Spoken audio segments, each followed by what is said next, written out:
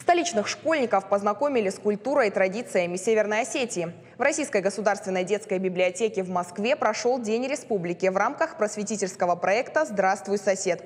В начале мероприятия председатель молодежного представительства Северной Осетии Сослан Фарниев поприветствовал зрителей от лица руководства республики.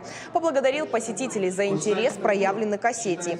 Для маленьких зрителей подготовили интересную культурно-познавательную программу. Показали фильм об истории Владикавказа, а литературную часть презентации составили студенты московских вузов из Осетии. Детей познакомили с народными сказками и отрывками из нардского эпоса. Концертную программу представил ансамбль народного танца «Архон». Кроме того, ребятам провели мастер-класс игры на доуле и предложили попробовать настоящие осетинские пироги. А еще библиотеки подарили знаменитый сборник стихов Костахи Тагурова «Осетинская лира» и книгу детских стихов и издание о традициях осетин. Напомним, организаторами мероприятия совместно с детской библиотекой стали постоянное представительство Северной Осетии при президенте и молодежное представительство республики в Москве. Мне безумно понравилось, потому что было очень интересно. И в конце вот мастер-класс мне тоже очень понравилось поиграть на барабане. Нет, еще очень танцы понравились. Мне больше всего понравился танец. То активные, то очень медленные.